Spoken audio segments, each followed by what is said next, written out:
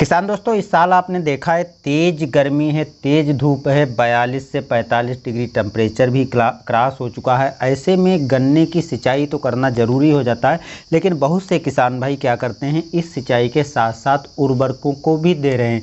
तो क्या इस टाइम पर उर्वरकों को देना सही है? यदि सही है तो हमें कैसे देना चाहिए, यदि नहीं सही है तो इसका विपरीत प्रभाव क्या पड़ेगा हमारी गन्ने की फसल पर? आइए दोस्तों, हम इस पर थोड़ा आपको विस्तार से बताते हैं। नमस्कार दोस्तों, मैं सतीश, आप देख रहे हैं STR खेती। चैनल को सब्सक्राइब जरूर कीजिएगा। अब दोस्तों, यदि हम इस टाइम पर हर साल की तरह यदि मिट्टी चढ़ाने का कार्य करते हैं तो उसके साथ NPK और या सिंगल सुपर फास्फेट या और यूरिया को मिला करके कूड़ में डाल देते हैं, उसके बाद मिट्टी चढ़ाने का कार्य करते हैं। हालांकि ये काम अक्सर जो है जून महीने के लास्ट तक सभी किसान भाई कर लेते हैं, लेकिन इस साल तेज़ धूप पड़ रही है, बारिश आदि नहीं हो रही है, तो ये काम करने से आपको रुक जाना चाहिए। जब एक बारिश हो जाए, छोटी मोटी या तेज़ भी हो जाए, तो उसके बाद आप मिट्टी चढ़ाने का कार्य करें। बाकी इस टाइम पर आपको उर्वरकों को देने से थोड़ा बचना चाहिए, क्योंकि दोस्तों यदि आप इस समय सिंचाई तो कर देते हैं, सिंचाई के बाद देखते हैं बहुत जल्दी खेतों से नमी खत्म हो रही है।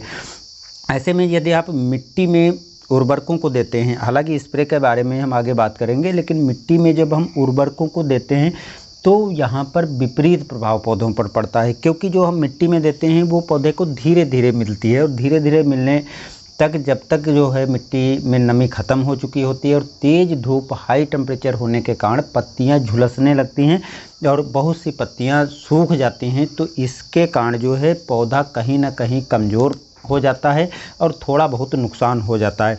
तो इसलिए जो आप उर्वरक बुआई करना चाहते हैं तो बुआई करने से आपको बचना चाहिए, क्योंकि बुआई करने से दोस्तों सीधे यही नुकसान है कि हाई टेम्परेचर है, और जब हम उर्वरकों को मिट्टी में सीधे देते हैं, चाहे कितनी नमी हो, उसके बाद 7-8 दिन पर नमी बिल्कुल ख़त्म हो जाती है और तब पौधे को फिर से पानी की आवश्यकता होती है, और इतनी जल्दी सिंचाई करना भी संभव नहीं हो पाता है, जिसके कारण पौधा जो है सूखने लगता है। ऊपर की पत्तियां तो बिल्कुल सूख जाती हैं और पौधे को नुकसान पहुंचता है। तो इस टाइम पर यदि आप सिंचाई करते हैं तो सिंचाई करने के बाद जो आप उर्वरक दे रहे हैं, जैसे पौधे को आवश्यकता होती है इस टाइम पर पोषक तत्वों की, तो इस टाइम पर आप पोषक तत्वों की पूर्ति करना भी ज़रूरी है। तो पूर्ति कीजिए, ऐसा नहीं कि पूरा नहीं आपको करना है, लेकिन यही काम आपको स्प्रे करके करना है। यदि आप जैसे 19-19-19 हो गई या 17-44 जैसी उर्वरकें हैं, तो इनको आप लेकर के और इसका स्प्रे कर दीजिए। थोड़ी सी मात्रा कम कर लीजिए, क्योंकि पौधे बड़े हो चुके हैं, तो 1 एकड़ में 1 किलो पर्याप्त है,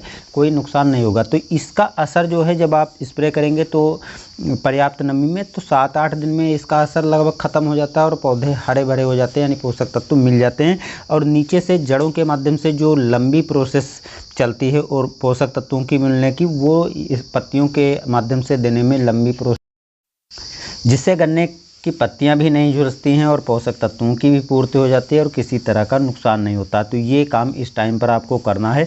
जब एक बारिश हो जाए, 2 बारिश हो जाए, तो टेम्परेचर डाउन हो जाएगा, तो उस टाइम पर आप जो है मिट्टी चढ़ाने का कार्य करें और उसी टाइम आप जो उर्वरकें हैं वो दे सकते हैं, जिससे जो है पौधे अच्छी तरह से गन्ना का विकास हो, पर्याप्त उपज आपको मिले। तो आज की जानकारी दोस्तों इतनी ही, मिलते हैं नए वीडियो में।